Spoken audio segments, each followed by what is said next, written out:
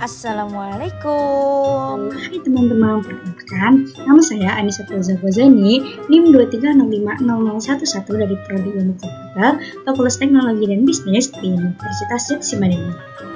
Di video kali ini saya mau bahas tentang tahapan design thinking dalam desain UI UX dari mata kuliah desain UI UX yang diampu oleh Bapak Ihsan Maulana Eskom MTI. Jadi teman-teman, design thinking itu sebenarnya cara berpikir yang dipakai buat memahami kebutuhan orang lain dan nyari solusi secara kreatif.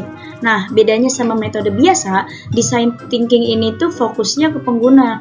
Jadi kita itu diajak buat punya empati dulu, ngerti masalah dari sudut pandang mereka, baru setelah itu mikirin idenya, terus bikin prototipe dan uji hasilnya.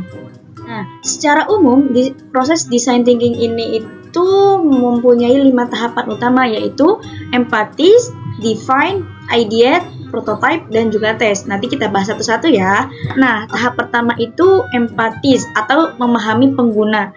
Di sini kita berusaha buat ngerti kebutuhan dan perasaan mereka itu bisa lewat wawancara, observasi, ataupun survei. Jadi kita itu benar-benar lihat masalah dari sisi pengguna, bukan dari asumsi kita sendiri sebagai desainernya. Misalnya pas kita desain aplikasi makanan, nah kita itu tanya dulu ke penggunanya, sering order apa, kapan, dan kenapanya. Lalu setelah kita memahami pengguna, langkah berikutnya itu adalah define. Nah, di tahap ini semua informasi yang kita udah dapet dari tahap empati tadi, kita analisis untuk nemuin inti masalahnya. Misalnya, dari hasil observasi itu ternyata banyak pengguna yang kesulitan nemuin tombol checkout-nya pas belanja online. Nah, masalah kayak gini itu yang nantinya jadi fokus utama kita buat diselesaikan di tahap berikutnya. Nah, tahap ketiga itu adalah ideate atau menciptakan ide solusinya, yaitu saat kita mulai menghasilkan berbagai ide solusi. Di sini kita bebas banget nih buat berkreasi tanpa harus takut salah. Bisa pakai metode brainstorming, mind mapping, atau diskusi bareng tim buat nyari ide sebanyak-banyaknya. Tujuannya apa? Tujuannya itu supaya kita punya banyak pilihan solusi sebelum akhirnya tuh kita milih yang paling efektif dan sesuai sama kebutuhan pengguna itu apa. Lalu di tahap selanjutnya itu ada prototype atau membuat rancangan awal dari solusi yang sudah kita pilih.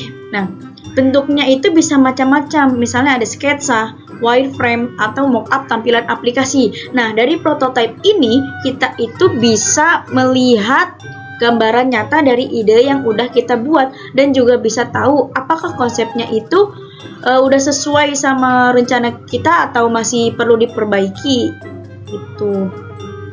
Nah, di tahap terakhir adalah tes atau untuk menguji solusinya. Nah, di tahap ini itu prototipe yang udah kita buat sebelumnya diuji langsung oleh pengguna. Dari hasil pengujian, kita bisa dapat umpan balik yang sangat berguna buat memperbaiki dan menyempurnakan desainnya.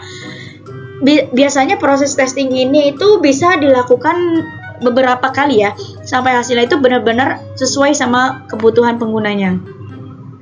Nah, jadi itu tadi 5 tahapan dalam design thinking, mulai dari empatis yang biar kita tahu inti masalahnya itu apa, terus ada ideate yang nyari ide solusi buat penggunanya itu apa, terus prototype-nya nyoba bikin bentuk nyatanya, tesnya nguji langsung ke pengguna untuk lihat cocok atau enggaknya. Nah, kelima tahap ini itu saling berhubungan dan semuanya itu berfokus pada pengguna. Dengan menerapkan proses ini, seorang desainer itu bisa menciptakan solusi yang gak cuma inovatif, tapi juga benar-benar bermanfaat buat orang yang menggunakannya.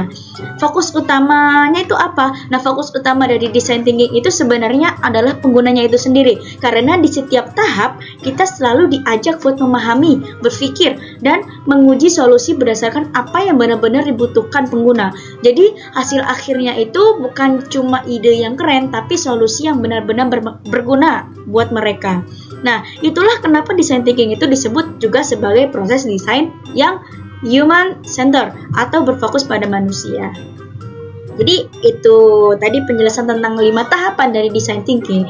Terima kasih untuk yang sudah menyimak sampai akhir. Semoga video ini bisa membantu teman-teman buat lebih paham lagi tentang apa sih proses berpikir dalam desain UI UX ini. Baik, terima kasih dari saya. Wassalamualaikum warahmatullahi wabarakatuh.